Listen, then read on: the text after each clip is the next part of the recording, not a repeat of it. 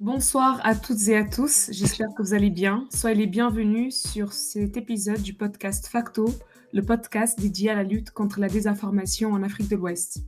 Au moins 2 fois dans le mois, le dimanche ou le mercredi, on vous fera découvrir les outils qui vous aideront à démêler le vrai du faux lorsque vous douterez d'une info.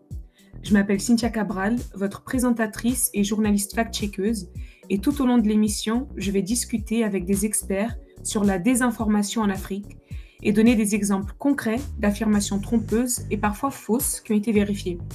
Pour ce 10e épisode, on va faire un focus sur les discours de haine en ligne pour savoir à quel point la désinformation peut alimenter la violence. Pour ça, dans l'épisode de cette semaine, on parlera à 2 experts. Tout d'abord, je vous présente Azil Momarlo. Bonsoir Azil. Bonsoir Cynthia, merci pour l'invitation. Merci beaucoup à toi d'être là. Alors, tu es basé au Sénégal et tu es journaliste fact-checker à Africa Check et investigateur radio. Tu es également fixeur, traducteur et interprète. Je vous présente maintenant notre autre invité de ce soir, Sagaïdou Bilal. Bonsoir Sagaïdou. Et bonsoir. Merci beaucoup à toi d'être là. Alors, basé au Mali, Sagaïdou Bilal est rédacteur en chef central adjoint et responsable fact-checking chez Tama Media, un média en ligne indépendant animé par un collectif de journalistes locaux africains et de la diaspora. Merci beaucoup à vous deux d'être là. En fin d'épisode, vous retrouverez toujours une astuce de la semaine qui vous aidera à éviter les pièges de la désinformation. Mais avant ça, je vais poser quelques questions à nos 2 invités. Tout d'abord, j'ai une question pour toi, Sagaïdou. Selon toi, quel est le rôle de la désinformation dans la montée des discours de haine en ligne en Afrique? En ce qui concerne le rôle, les discours de haine, ils sont là déjà. Maintenant, l'aspect des informations pourrait contribuer à envenimer ces discours de haine. Donc, il est reconnu que le rôle de la désinformation est assez particulier et assez important en ce qui concerne la fabrique et la propagation de discours de haine. Et d'autant plus que ces phénomènes également, on parle de réseaux sociaux, du numérique. Très souvent, ce sont le reflet de nos sociétés, de ce qui se passe au sein de nos sociétés, avec tout ce qu'on connaît, tout ce qu'on traverse, toutes ces crises, tous ces problèmes. Donc, la désinformation contribue souvent à intensifier les tensions, les incompréhensions entre les populations, entre les citoyens eux-mêmes. Donc, c'est sous cet angle que moi, j'aborde la question du rôle de la désinformation en ce qui concerne le discours de haine. Mais j'insiste encore là-dessus, tout discours de haine n'est pas forcément une désinformation, étant donné que la désinformation, c'est d'abord un focus sur le fait, alors que le discours de haine peut partir simplement d'une opinion, quelque chose, et puis voilà. Merci beaucoup pour cette précision-là, parce que justement, en tant que fact-checker, on se base surtout sur les faits ou les informations et pas sur les avis ou les opinions. Donc, merci d'avoir bien précisé ça. Selon toi, Azil, quel type de fausses informations sont les plus susceptibles d'inciter à la violence en Afrique? En tout cas, selon mes constats, je pense qu'on voit souvent des types d'informations relatives à la race ou bien même des fois à l'appartenance ethnique ou même à la nationalité. Tout ça peut être le type d'info qui est susceptible de provenir des discours de haine ou d'encourager les discours de haine. Et dans ce sens, je pense qu'il y a un cas d'école référence qu'on cite souvent dans le travail de fact-checking pour analyser l'impact des discours de haine et le lien qu'il peut y avoir entre discours de haine et désinformation. Par exemple, je pense que c'était en 2021 en Côte d'Ivoire. Il y avait eu une vidéo qui avait circulé. La vidéo avait été relayée sur les réseaux sociaux par un influenceur qui prétendait que la vidéo montrait des Ivoiriens en train d'être torturés au Niger.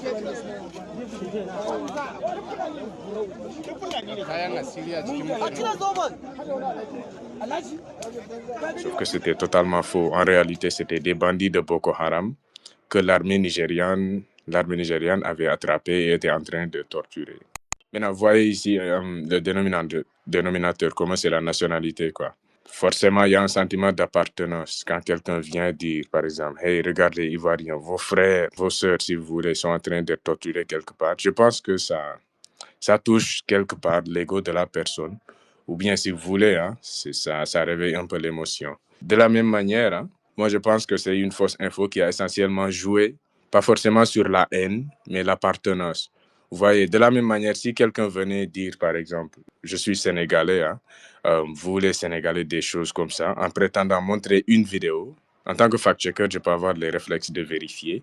Mais imaginez quelqu'un qui n'est pas forcément fact-checker ni journaliste et qui n'a non plus les réflexes basiques pour vérifier des infos qu'on lui donne de manière basique. Je pense qu'il est facile pour ces gens-là de tomber dans ce piège. Donc, ce que je veux dire à travers cet exemple, c'est que de la même manière que quelqu'un veut venir jouer sur l'appartenance pour donner des infos qui ne sont pas forcément fausses, et aussi de la même manière, une personne peut venir jouer sur les appartenances et faire un peu le discours de haine pour en tout cas atteindre des objectifs. Parce que je pense que ceux qui partagent les discours de haine, comme l'a dit Sagaïdou, ce n'est pas toujours de la désinformation, sauf que le discours de haine, de façon littérale, surfe sur les vagues de la désinformation. Donc, on peut dire que les discours de haine sont un terreau fertile pour la désinformation. Je ne sais pas si ça fait trop sens. Oui, c'est très clair et il s'agit vraiment d'une discrimination, quoi, parce que ce sentiment d'appartenance qui pourrait être quelque chose de beau, on va dire, bah, au final, ça se transforme en quelque chose parfois de négatif. Et je parle de ça pourquoi? Parce que parfois, enfin, il y a des blagues qui sont faites sur les réseaux sociaux entre certaines communautés. Ah, quel est le meilleur repas entre les Ivoiriens ou voilà les Sénégalais? Enfin voilà, ça part de quelque chose de drôle, mais ça peut aussi avoir des conséquences désastreuses. Et je sais pas si Aziz, tu aurais un autre exemple parce que là, tu as donné l'exemple en Côte d'Ivoire en 2021. Mais est-ce que tu as un autre exemple aussi de fausses informations qui ont incité à la violence dans la vraie vie, justement? Oui, tout à fait. Je ne sais pas si vous vous souvenez des attaques de Christchurch. Christchurch, je pense, c'est en Nouvelle-Zélande. Mais je me rappelle bien cette attaque. C'était une attaque terroriste. En fait, on avait ciblé des musulmans. Et voilà, c'était en Nouvelle-Zélande. Je pense que c'était en 2020 ou 2021. En fait, il y avait eu un particulier, hein, je pense que c'est un Néo-Zélandais, qui avait pénétré dans une mosquée et massacré plus de 50 musulmans, quoi. En fait, par la suite, quand des enquêtes ont été menées à la suite de l'événement, il a été établi que le gars, le bourreau, en fait, c'est un partisan de l'extrême droite française et qu'il avait lu des théories qu'ils avaient développées sur notamment le grand remplacement. Donc lui, il s'était carrément fait avoir par une fausse idée à la base parce que ce qu'il disait, c'est que d'ici quelques années, les musulmans, de manière générale, les immigrés, les migrants en France, allaient, si tu veux, je sais pas, je cherche le bon terme. Cynthia, tu connais mieux le phénomène du grand remplacement. Oui, bien sûr. Qu'en gros, Voilà, enfin, ils vont être plus nombreux que les exactement. Espagnols, quoi. Que même les Français de souche, quoi. Et c'est des idées auxquelles le gars-là qui a massacré plusieurs musulmans avait souscrit. De là, il est clair que, en tout cas, une thématique, une technique bien récurrente chez les partis d'extrême droite en général, et surtout ceux qu'on accuse de xénophobie, c'est qu'ils jouent sur les termes quand ils parlent de migration négative. Par exemple, ils indexent carrément les immigrés dans le pays. Et de cette manière-là, ça peut mener à la stigmatisation même de l'autre, de l'étranger qu'on qualifie d'envahisseur et parfois même d'élément dangereux. Et on joue même sur les termes quand il y a des cas isolés comme des cas de viol, d'agression menés ou bien perpétrés par des immigrés. Donc tout ça, cela contribue à fondamentalement dégrader l'image de l'immigré. Et je pense qu'il y avait Averroès, un savant qui disait souvent que l'ignorance mène à la peur mène à la haine mène à la violence. Donc il y a toujours un lien entre le discours de haine et la violence qui va suivre après. Et entre les deux, si tu veux, tu peux retrouver la désinformation. Parce que, en tout cas, dans beaucoup de cas qu'on a eu concrètement à étudier dans la vraie vie, le discours de haine a surfé sur de la désinformation en relayant des infos qui ne sont pas du tout vraies.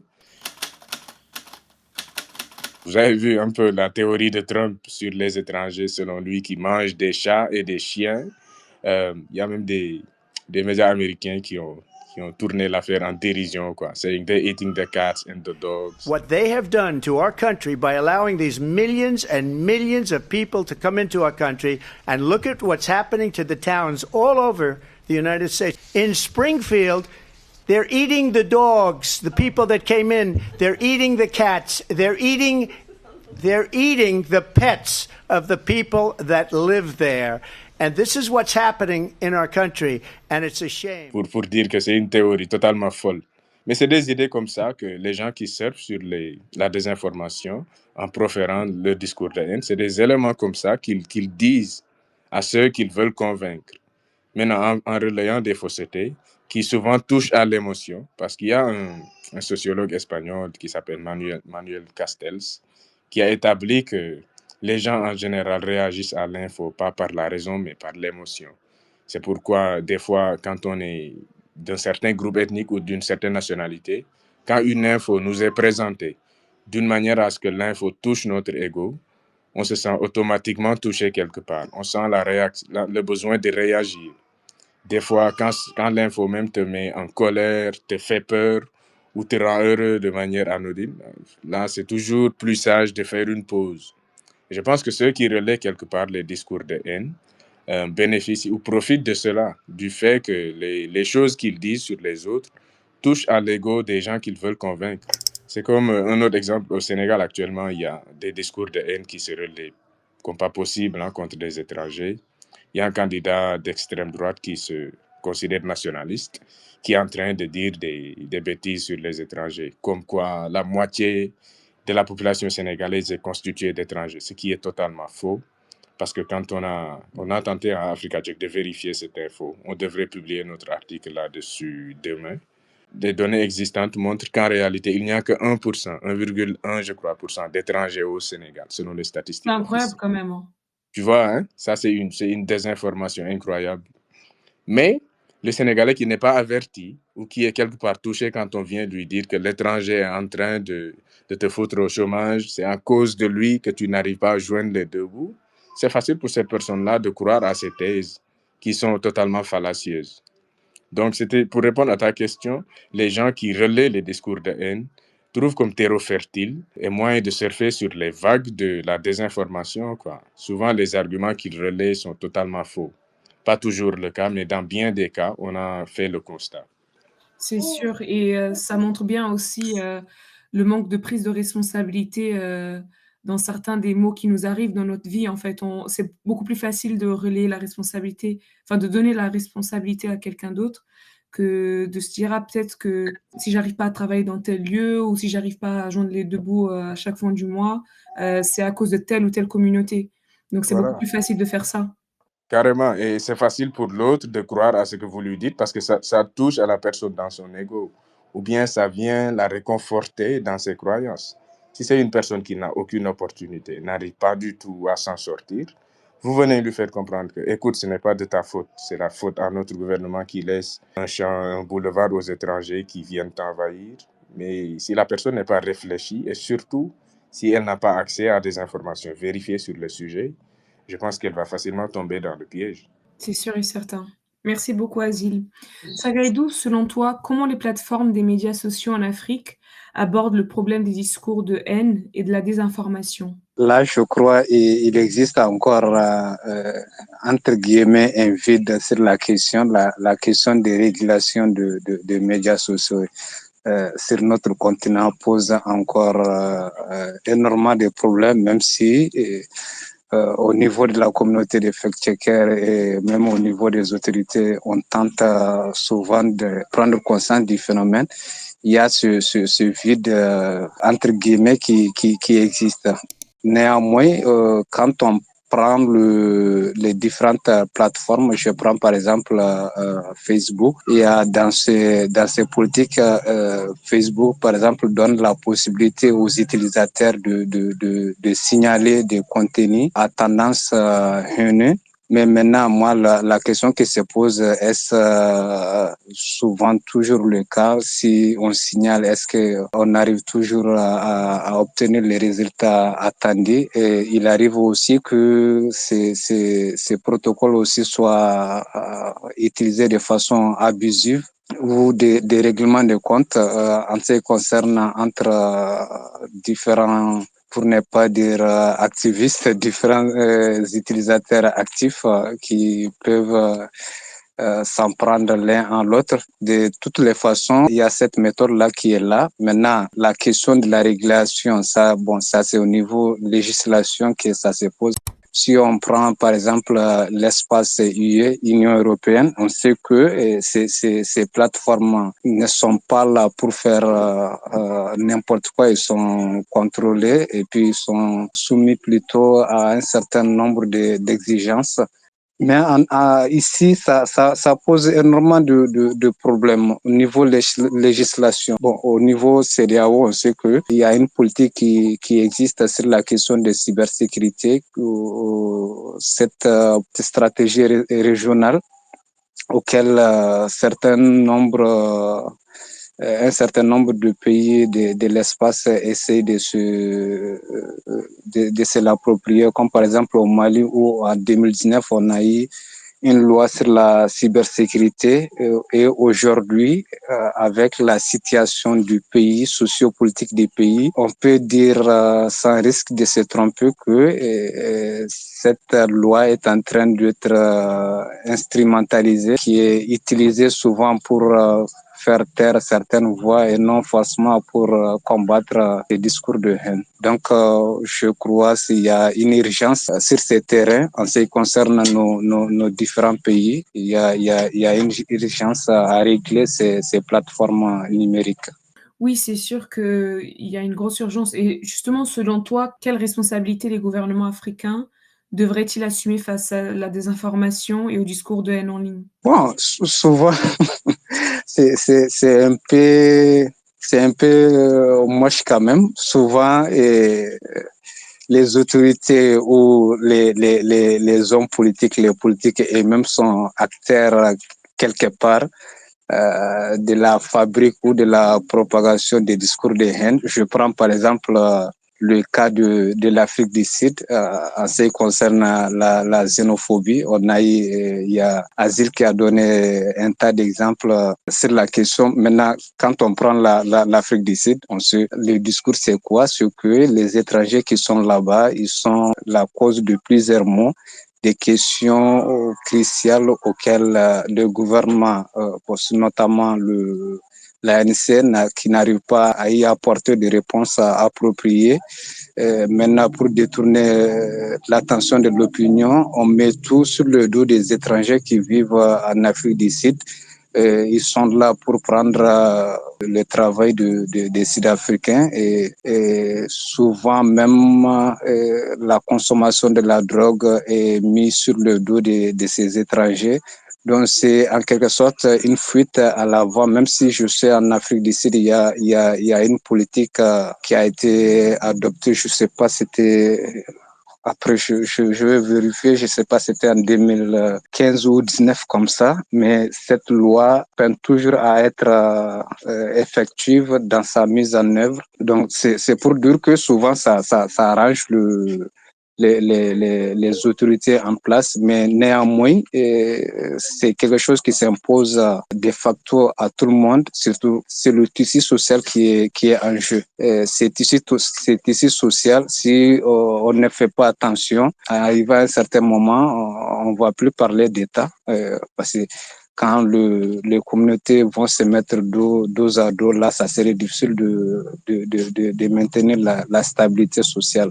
Donc, c'est quelque chose qui s'impose à tout le monde. Aujourd'hui, moi, je pense que les autorités doivent beaucoup plus associer des gens qui évoluent dans le domaine du fact-checking ou de la recherche sur la désinformation pour essayer d'endiguer ces phénomènes. Oui, c'est vrai que c'est un phénomène urgent et on le voit avec plusieurs sociétés. Enfin, comme il a si bien dit Asile aussi, on le voit en Océanie avec la Nouvelle-Zélande, on le voit en Europe aussi. En Afrique, c'est aussi le cas parce que parfois on parle beaucoup des discours de haine, de xénophobie en Occident, mais c'est le cas aussi en Afrique, dans certains pays, notamment en Côte d'Ivoire, où j'ai passé du coup un mois récemment. Et c'était un moment assez compliqué parce que c'était le moment où il y avait beaucoup de déclarations sur les Burkinabés et sur les bases militaires françaises en Côte d'Ivoire. Donc, vous imaginez qu'à ce moment-là, beaucoup de personnes faisaient de la désinformation. Ils disaient oui, il y a telle ou telle base militaire ici. Et ça attisait encore plus la haine entre des populations qui sont frontalières. Et du coup, ça peut causer enfin, c'est dangereux, quoi, tout simplement. Selon toi, Azil, quelles conséquences ces discours de haine alimentés par la désinformation ont sur les communautés africaines? Je crois que l'une des principales conséquences, c'est comme l'a dit Sagaïdou, mais ça va gravement nuire à la cohésion sociale, hein, et on ne sait jamais jusqu'où ça peut aller. Par exemple, souvent ce qu'on voit le plus souvent, c'est une méfiance grandissante, par exemple, vis-à-vis d'une certaine communauté étrangère qui peut être présente dans un pays. S'il y a un narratif qui est relayé très fréquemment et de façon violente contre cette communauté-là. Et par exemple, quand je dis le fait que le tissu social, la cohésion puisse être rompu dans le long terme, ça peut même arriver à un stade où la confrontation directe est inévitable, ce qui serait le plus gros niveau, pour moi, le plus haut niveau de danger, en fait. Je pense que plusieurs anecdotes ou cas pratiques dans l'histoire sont parties de ces exemples de discours de haine que les gens relaient constamment, comme le cas du génocide rwandais, les termes que la radio Mille Collines passait pour désigner les Tutsis. Vous voyez, c'est des termes locaux qui désignaient littéralement cafard, comme pour dire, regardez, le cafard, c'est l'autre, c'est l'étranger, la personne de la communauté qui vient d'ailleurs, qui vient nous envahir. Et la Shoah même, quelque part, est partie de là, de la façon dont on identifiait les Juifs dans l'Allemagne nazie. Je pense que ça a été plus ou moins les mêmes tactiques au cours de l'histoire. Et je pense que, de manière globale, ça peut contribuer à nuire gravement au tissu social, à la cohésion sociale. C'est sûr et certain. Sachant aussi que au sein des pays africains, il y a parfois beaucoup d'ethnies. Donc, si on prend le cas de la Côte d'Ivoire, il y a plus de 60 ethnies.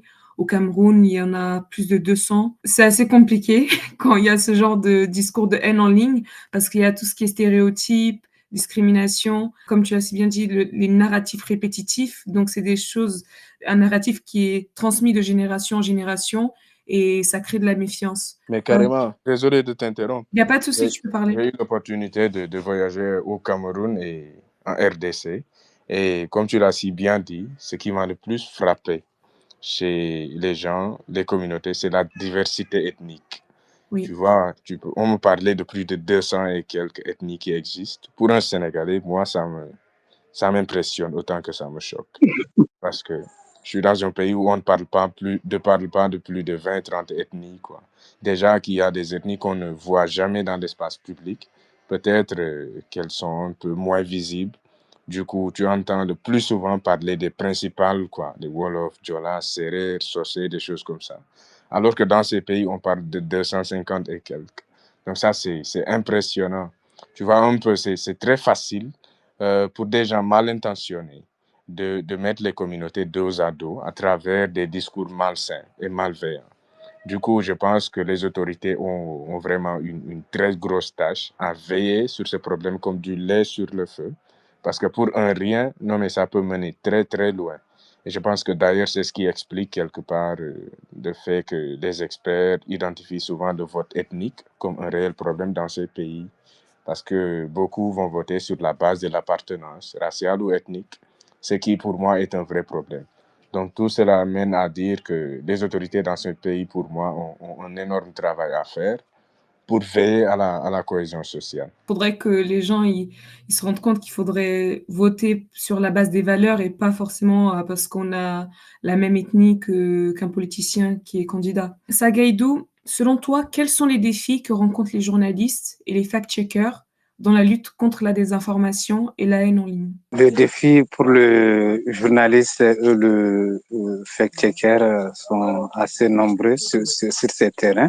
D'abord, que ce soit le journaliste, que ce soit le fact-checker, on travaille toujours sur le fait. Il y a ces points qu'on a en commun. Maintenant, quand ça arrive au niveau des discours de haine, quand c'est de l'opinion pure, là, ça serait encore beaucoup plus difficile, d'autant plus que il est toujours difficile de travailler sur des sujets assez sensibles, quoi. Donc, il y a ce problème.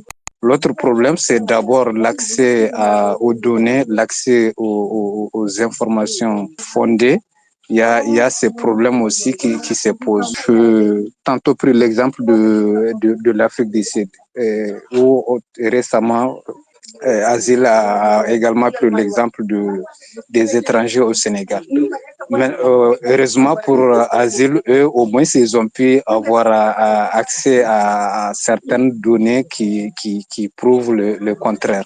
Et imagine si c'était par exemple ici au Mali, ça serait encore beaucoup plus difficile pour nous autres là, parce qu'il n'y a pas de données à ma connaissance dans ces cadres-là, même s'il existe des données, souvent c'est très difficile d'y avoir accès. Le protocole, le processus est assez long et assez protocole à tel point que souvent ça serait beaucoup plus compliqué pour nous autres là. Donc, il y a la question également des ressources humaines qualifiées. Il y a ces problèmes aussi qui se posent.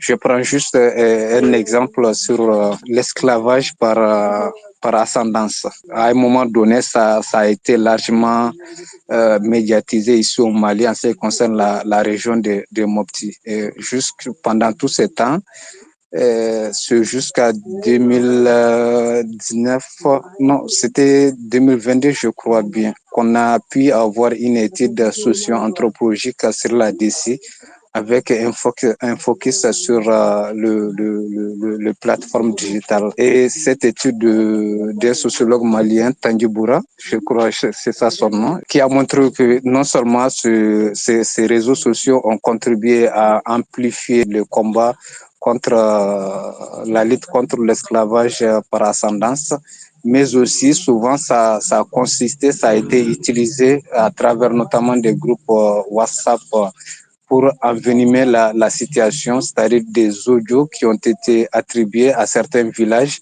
et du coup, ces villages se sont attaqués et les conséquences ont été assez dramatiques pour l'État et pour la population locale.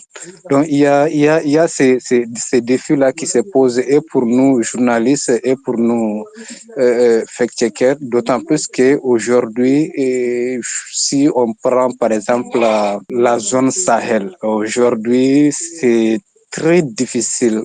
C'est très difficile de travailler sur certains sujets. C'est assez sensible si tu fais pas attention. Voilà. Alors que le journaliste, c'est pas eux seulement. Il y a toute une famille derrière, des amis derrière. Voilà. C'est sûr, c'est un réseau collaboratif et si un a des difficultés, enfin on peut dire que c'est tous les journalistes qui ont des difficultés parce que il y a une entraide énorme, surtout pour les fact-checking. On ne peut pas être tout seul à faire les fact-checks. Enfin, des fois c'est possible, hein, mais c'est toujours mieux de multiplier ses sources et d'avoir toujours un œil d'une personne tierce pour nous confirmer que ce qu'on fait est correct ou s'il faut encore revérifier, quoi. Je sais pas si, Adil, tu aimerais dire quelque chose par Oui, rapport à ça. oui, juste pour ajouter que je suis entièrement d'accord avec ce que vient de dire Sagaïdou, qui connaît beaucoup mieux que moi le contexte du Sahel. Et à ce qu'il vient de dire, je veux juste ajouter que parfois, le fact-checker a beaucoup de mal à trouver l'équilibre pour savoir est-ce que ce problème-là, il est assez conséquent pour que je fasse un papier dessus. Ce que je veux dire, c'est que il y a le risque, si un problème n'a pas une certaine portée, par exemple, il y a le risque de faire un fact-check qui peut même amplifier le phénomène. C'est ce qu'on appelle le backfire effect en anglais. Mais après, il s'agit des fois de prendre le temps d'analyser ce qu'on dit, quels sont les canaux à travers lesquels le discours de la haine a été relayé. Est-ce qu'il y a assez de personnes que cela a touché? Vous voyez que ça, c'est énormément, c'est très difficile à mesurer, surtout l'impact qui est très relatif. Hein.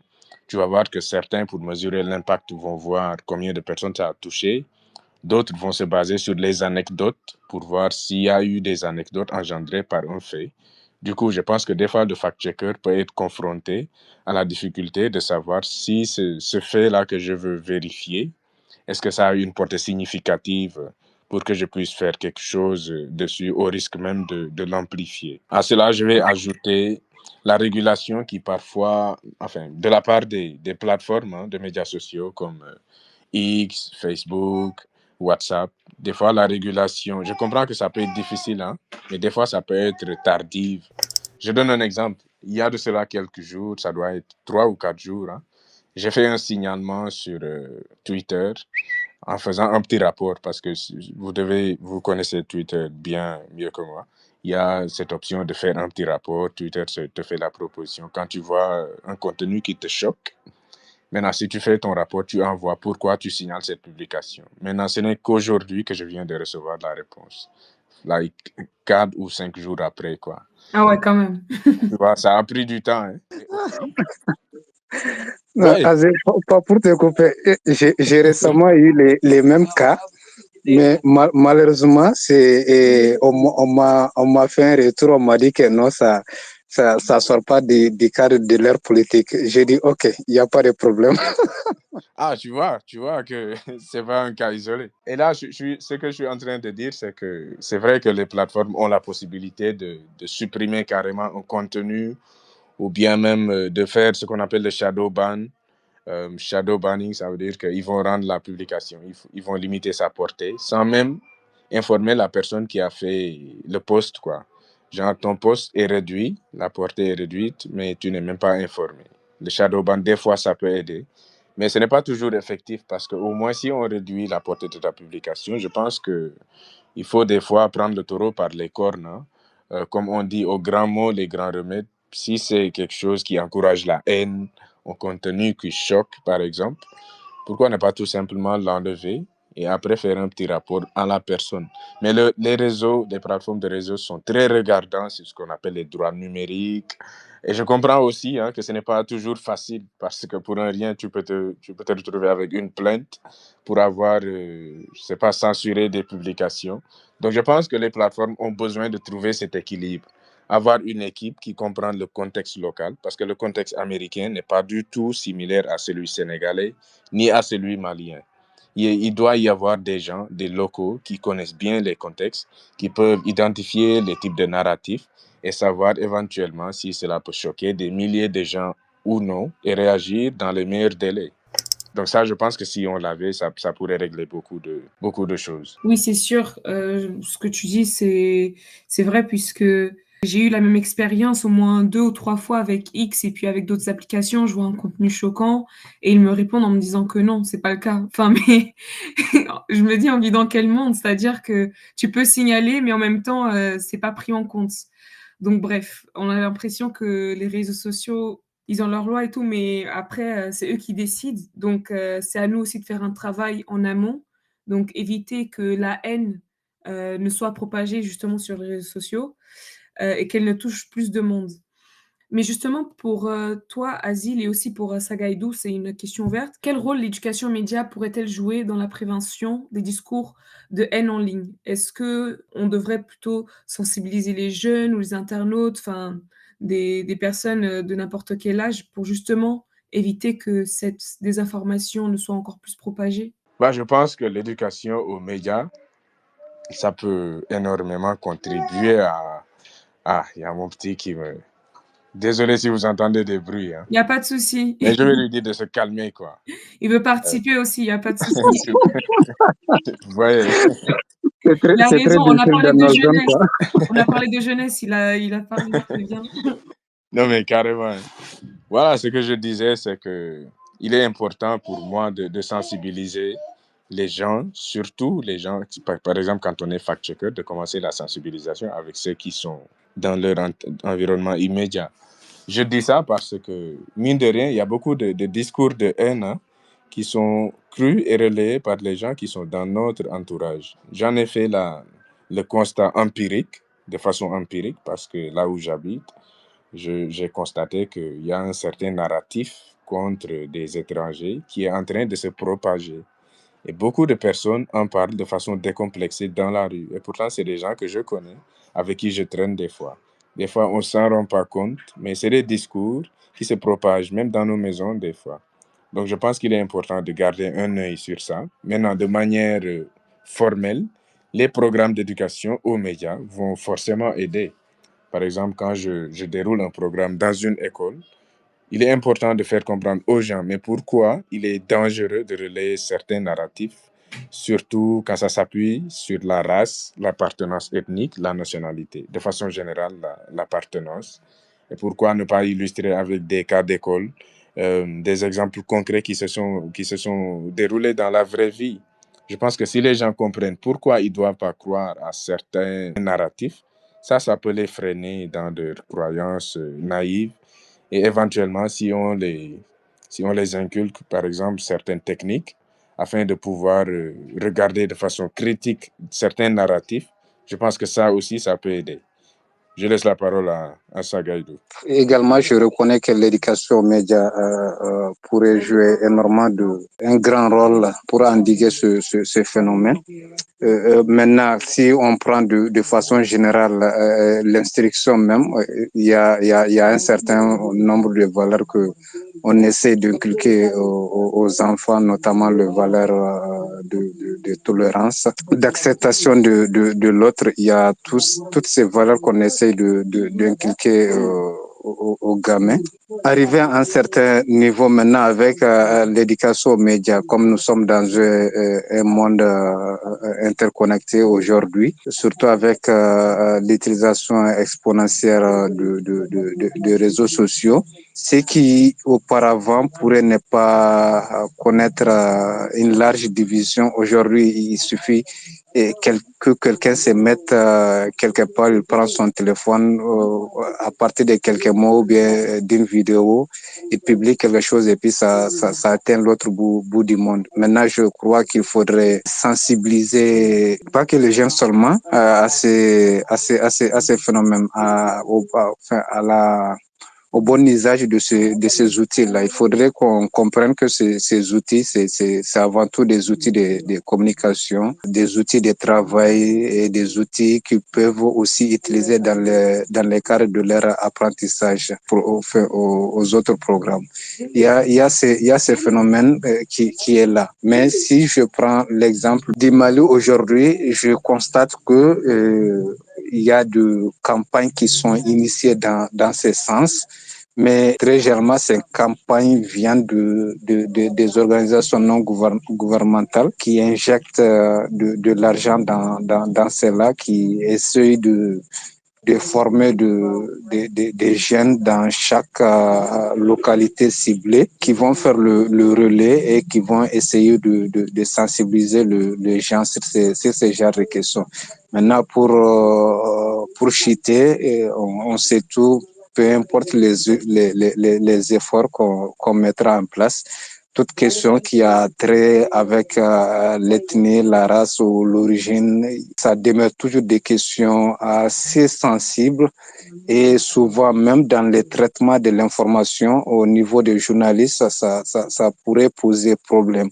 C'est pourquoi moi d'ailleurs très souvent, comme je dis aux collègues et à d'autres confrères, souvent quand là où on parle d'ethnie, moi je préfère qu'on parle de communauté. Parce que communauté ne veut pas dire forcément ethnie. Quand on prend une communauté, on peut trouver diverses ethnies dedans, surtout suivant les zones, les aires géographiques. Mais quand on essaie d'ethniciser un conflit, par exemple, ça va toujours déborder. Il faudrait qu'on évite aussi de rentrer dans les raccourcis. Et très souvent, malheureusement, surtout le Sahel, on constate au niveau endogène et exogène, il y a très souvent ces raccourcis qui est là. Et il faudrait qu'on puisse éviter ces raccourcis autant que possible, quoi. Tu as complètement raison et c'est vrai que certains politiciens font face à une espèce de tribalisme justement parce que on désigne certains mots parce qu'ils font partie de telle ou telle ethnie, de tel groupe, mais ça n'a rien à voir. Il faut voir les choses en fonction des valeurs. Et donc, au lieu d'unir, ça ne fait plus qu'attiser la haine et ça ne fait plus, enfin, ça divise encore plus. Asile, j'ai une dernière question pour toi. Si jamais je tombe sur, on va dire, une vidéo de deux communautés on va dire, au Mali qui se battent et tout. Et voilà, je ne sais pas quoi faire. Enfin, je veux pas partager et tout. Je veux vérifier que l'information qui m'est donnée, avec la vidéo, elle est vraie ou fausse. Quelle astuce tu me donnerais, pour vérifier que cette vidéo, elle est vraie et qu'elle correspond bien à la légende qui est associée? Je pense que dans ce cas précis, il faut beaucoup de munitions pour s'assurer que déjà la conclusion qu'on va dresser, elle est bonne. Et je pense que même au-delà des outils, hein, ce qu'on fait souvent à Africa Check, on fait ce qu'on appelle des fois du crowdsourcing. Genre, on fait appel à des sources ouvertes et disponibles. Ça peut être auprès du public pour pouvoir avoir certains éléments. Ce que je veux dire par là, c'est que souvent les vidéos par expérience, je sais que ça va être extrêmement difficile de les vérifier avec des outils qui vont donner des résultats probants. La plupart du temps, hein, on voit des vidéos de faible résolution. Il est possible qu'elles existent déjà sur Internet, hein, mais à cause de la résolution assez faible, il sera difficile pour les outils de les retracer, de retrouver des occurrences. Cela dit, au cas où on retrouve des occurrences, il est possible qu'on tombe sur une autre version de la vidéo qui elle-même est fausse aussi. Je ne sais pas si je me fais comprendre. Des fois, on peut Oui, parce que utiliser ça peut être, des vidéos de la même instance, Voilà, filmées à des, endroits différents et avec la même exactement. légende. Oui. Voilà, c'est exactement ce que je voulais dire.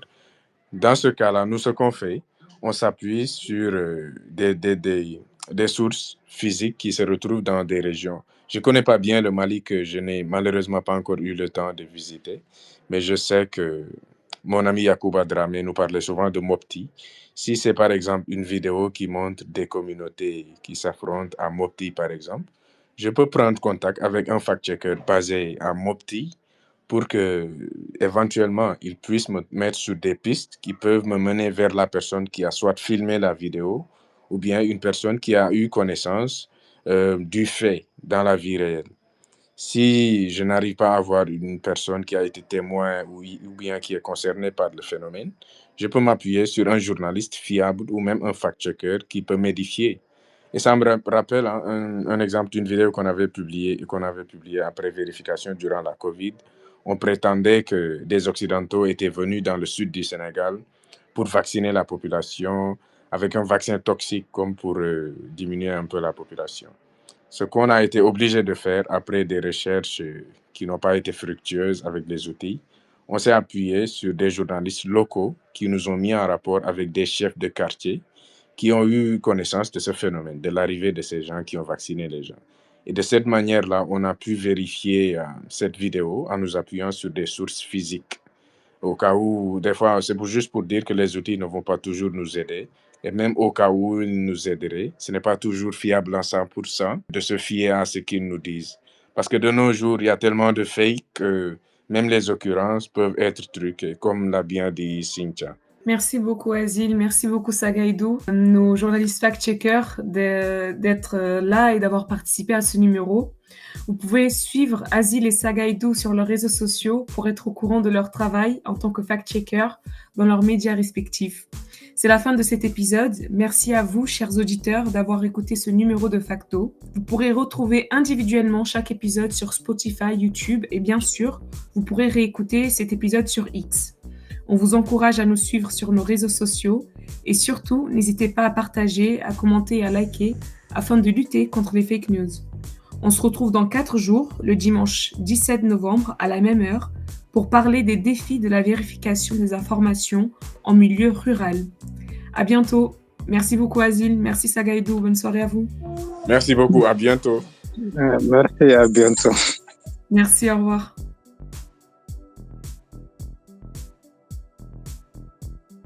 Facto, c'est une série d'entretiens avec celles et ceux qui luttent contre la désinformation en Afrique de l'Ouest.